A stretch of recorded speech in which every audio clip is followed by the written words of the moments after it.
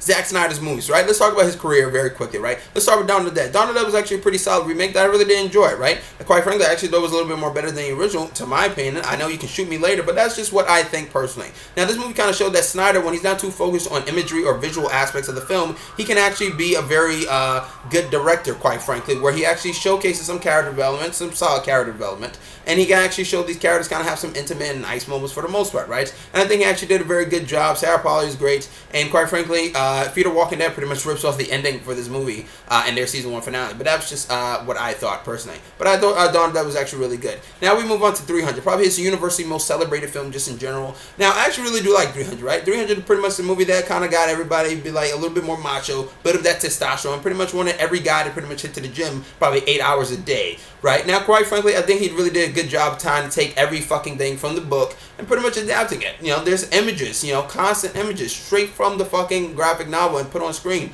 and he did a great job at doing it. Now granted, the movie does move a little bit slow, quite frankly, and sometimes I'm not that impressed with the over slow-mo. That kind of gets a little bit annoying, but for the most part, 300 did what it's supposed to do, and it, quite frankly, was a very fresh movie at the time, and a lot of people try to emulate it, a lot of people try to parody it, and a lot of people quoted it, so it definitely standed out compared to most of his other films. Now we move on to pretty much Watchmen, right?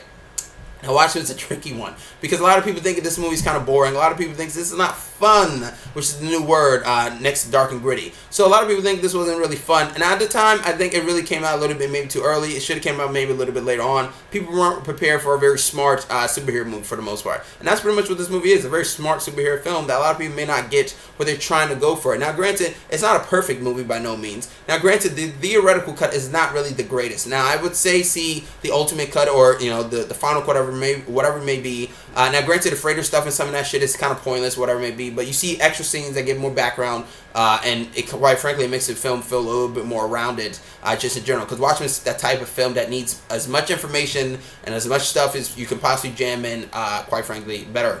To make the film better, just in general. Now we move on to Sucker Punch, right? A lot of people don't like Sucker Punch because Sucker Punch fucking sucks on some occasions. To some people, right? Because a lot of people don't get it, right? I'm going to tell you what the meaning of Sucker Punch really is, right? Pretty much, you know how you go to the movies, right? You're kind of dealing with some problems in real life, but you kind of use the movies or TV to kind of escape from that shit for like 2 hours or whatever it may be. That's pretty much what Sucker Punch is trying to do. They're trying to use escapism to pretty much escape from reality and kind of, you know, move on with the world and just kind of use that as a strength for the most part. That's pretty much what they were trying to do. And I finally understand that now.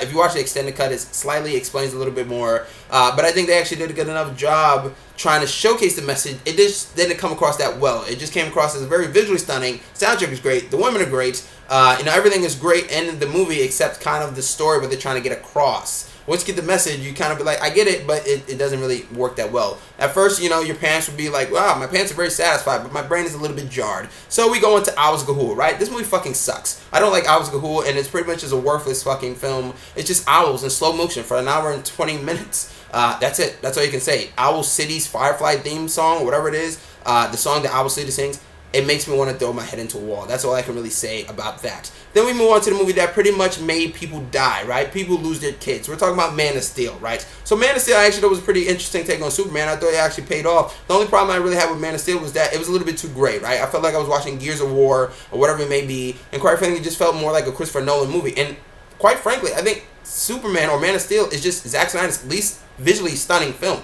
It's kind of nasty to look at in some cases, but that's just me just in general. And Batman v Superman, which is pretty much the next film just in general, I said my piece on this. I really liked it. It's just that it was a little bit too ambitious, had too many ideas and too little time, and then that kind of made a little bit of the film suffer a bit. But one thing I know for sure about kind of wrapping this thing up is that Zack Snyder is more like a director's cut director with all these extended cuts and a director's cut or whatever maybe to get the full film. But he's a very director's cut director that has a very visual style, but sometimes it sacrifices a little bit more on the storytelling, right? He focuses too much on the visual style of the film more than actually the character sometimes in the storytelling just in general. But when he tries to mesh them all well and he actually pulls it off like 300 or whatever it may be, then it should be an interesting time at the movies. But as long as he entertains me and I don't get irritated, I'll continue to watch this film. But that's my thoughts on Zack Snyder movies. Comment, subscribe, and like. What's your favorite? What's your worst? I'm Chris Smith, and I'm signing out.